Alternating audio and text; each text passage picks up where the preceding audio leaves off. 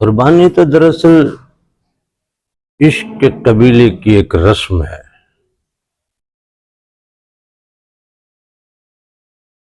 Spiritual relation شپ کا ایک tradition ہے، ایک ریت ہے، ایک رواج ہے۔ دراصل قربانی ہی ہمیں عشق کا مطلب سمجھاتی ہے۔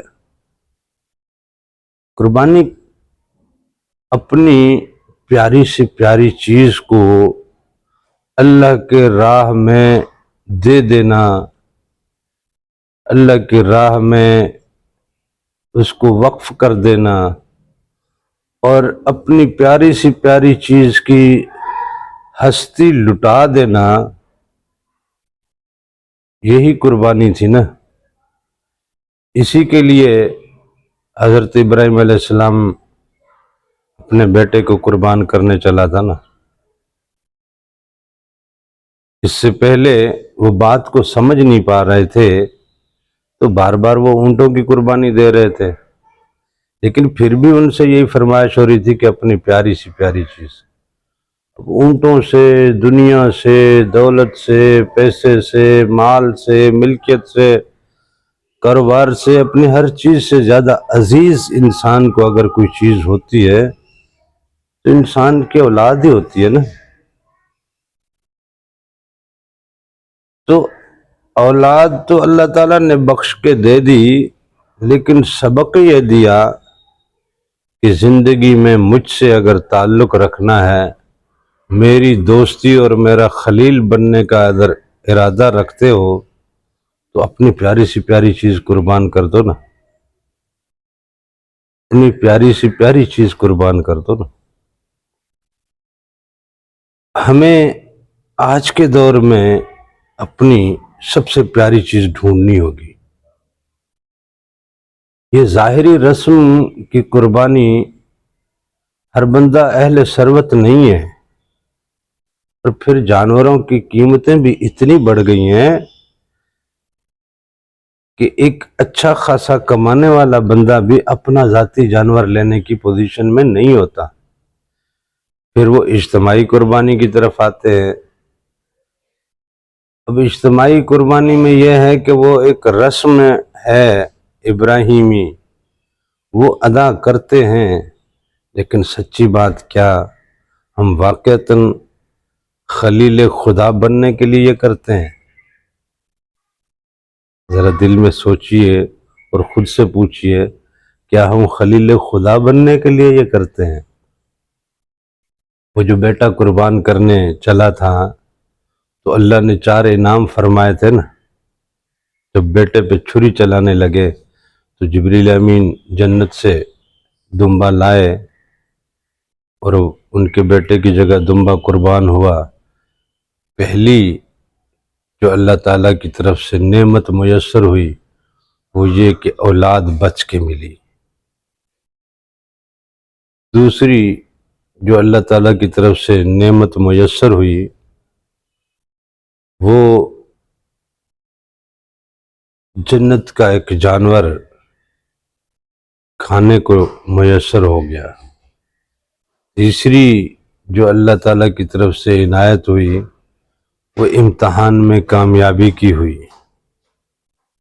یہ پیاری سی پیاری چیز قربان کرنے سے دریغ نہیں کی۔ پھر جو چوتھا انعام ہوا وہ یہ تھا کہ اللہ تعالیٰ نے حضرت ابراہیم کو خلیل بنا دیا۔ اب ہم میں سے کتنے ہیں جو چاہے اپنا ذاتی جانور خریدتے ہیں یا چاہے حصہ ڈالتے ہیں، ان میں سے کتنے ایسے ہیں جو صرف اس نیت سے قربانی کرتے ہیں کہ ہاں میں اپنے رب کا خلیل بننے چلا ہوں، مجھے اپنے رب کا خلیل بننا ہے۔ اس رب کا دوستی، اس رب سے دوستی پانے کے لیے، اپنے اس خالق اور مالک کی دوستی حاصل کرنے کے لیے کیا ہم قربانی کرتے ہیں؟ اور اگر ہم نہیں کرتے ہیں تو یوں جانور قربان کرنا ہے، رسم ابراہیمی ادا کرنا، یہ کوئی بات نہیں ہے۔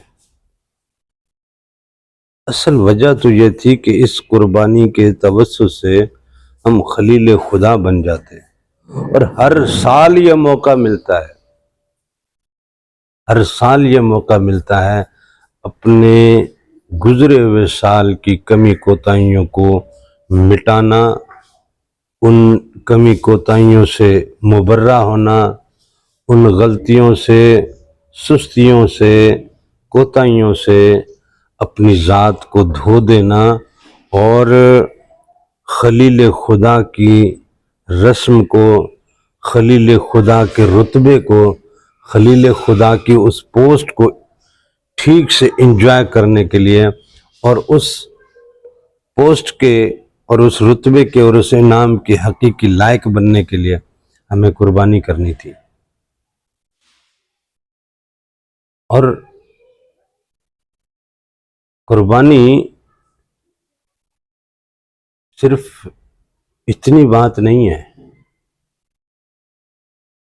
جو لوگ ثروت نہیں رکھتے،